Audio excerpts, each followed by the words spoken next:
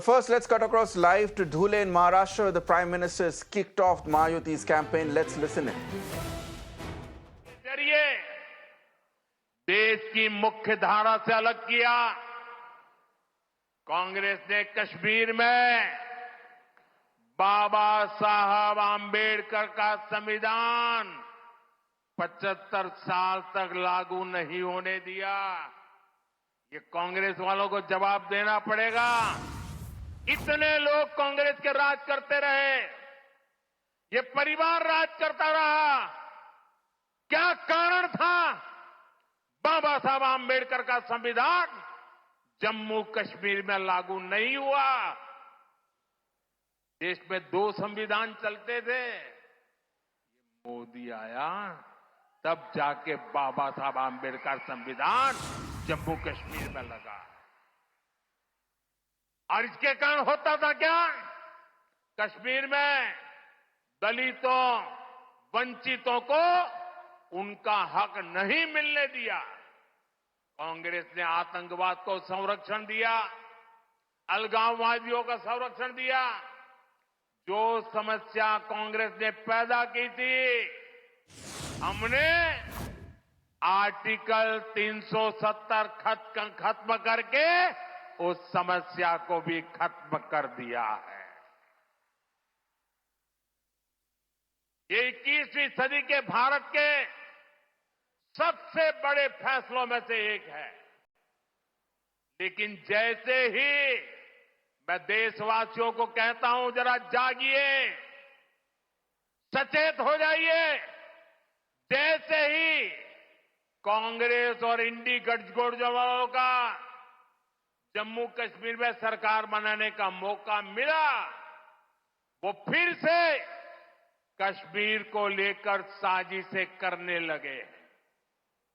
आपने टीवी पे देखा होगा, 2-3 दिन पहले जम्मू कश्मीर विधानसभा में जो कुछ हुआ आपने देखा होगा।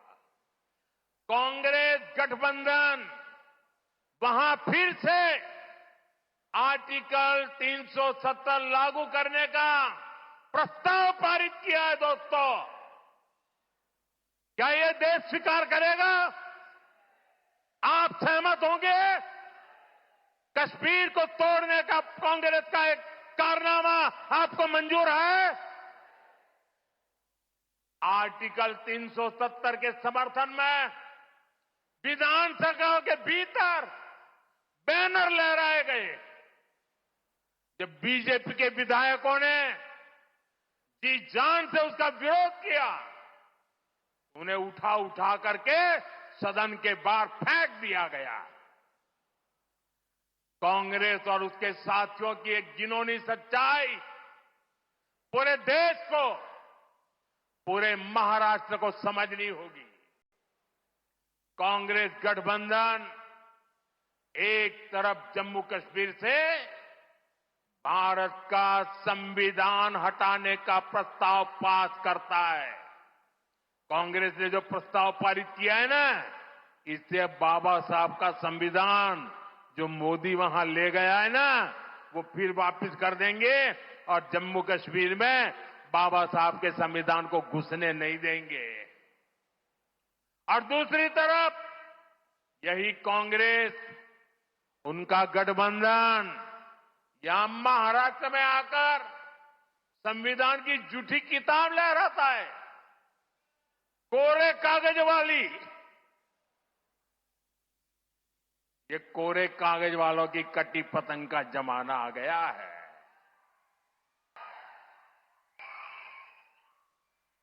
कांग्रेस गठबंधन एक तरफ जम्मू कश्मीर में दलितों को मिला अधिकार छीनने का प्रस्ताव पास करता है, वहीं दूसरी तरफ महाराष्ट्र में दलितों के अधिकार के नाम पर झूठ फैलाना, गुमराह करना, उनको भड़काने का काम कर रही है। कांग्रेस गठबंधन एक तरफ कश्मीर में आदिवासियों के अधिकार छीनने का ऐलान करता है, वहीं दूसरी तरफ महाराष्ट्र में आकर ये लोग आदिवासियों की आंख में धूल झोंकने का पाप कर रहे हैं। अधिकारों के झूठे नारे लगा रहे हैं।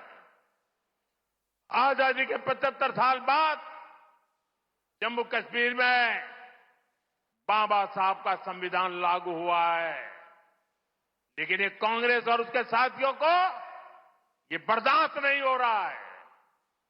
मैं कांग्रेस और यहां अगाड़ी वाले लोगों से कहना चाहता हूं, पाकिस्तान के एजेंडे को देश में बढ़ावा देने की कोशिश मत करो। कश्मीर को लेकर अलगाववादियों की भाषा मत बोलो। याद रखो, तुम्हारे ये मंसूबे कामयाब नहीं होंगे। और जब तक मोदी पर जनता जनार्दन का आशीर्वाद है, कांग्रेस वाले तुम कश्मीर में कुछ नहीं कर पाओगे।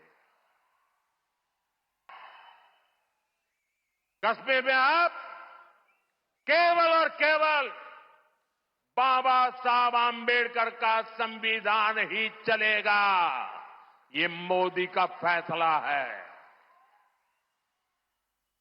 दुनिया की कोई ताकत अब कश्मीर में आर्टिकल 370 की वापसी नहीं करा सकती।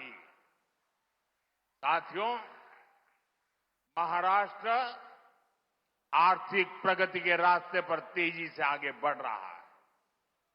महायुति की सरकार हर वर्ग के विकास को लेकर प्रतिबद्ध है।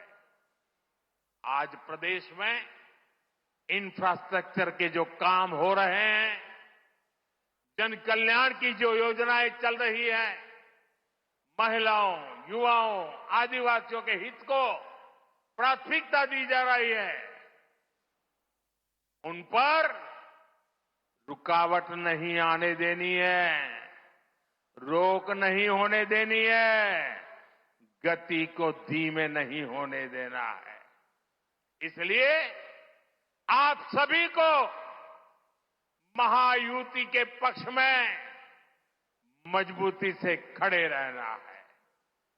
मैं विश्वास के साथ कह सकता हूं कि महायुति आपके परिवार, आपके बच्चों के भविष्य के लिए काम करती रहेगी। आप सभी इतनी बड़ी संख्या में हमें अपना आशीर्वाद देने आए। मैं सभी जो उम्मीदवार है इस बार, उनसे आग्रह करता हूं जरा आगे आ जाएं। जो चुनाव लड़ रहे हैं,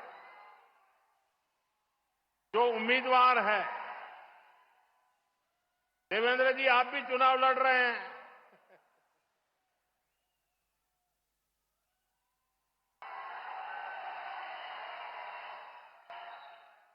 मेरे साथ बोलिए, भारत माता की, भारत माता की, भारत माता की।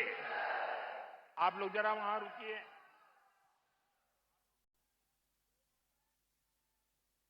तोड़ना है हर पिंजरा, मेरी उड़ान अभी बाकी है। तोड़ना है हर पिंजरा, मेरी उड़ान अभी बाकी है। मंजिले जमी भर नहीं। The Prime Minister holding his first mega rally in Maharashtra just a few days ahead of the polling in the key state here, and with the results, of course, coming in just 3 days later on the 23rd of this month. Here, the Prime Minister hitting out at the India bloc, specifically over the latest resolution which has been moved by the National Conference Congress Alliance in Jammu and Kashmir, seeking a restoration of special status, and that, of course, has been a big story that has dominated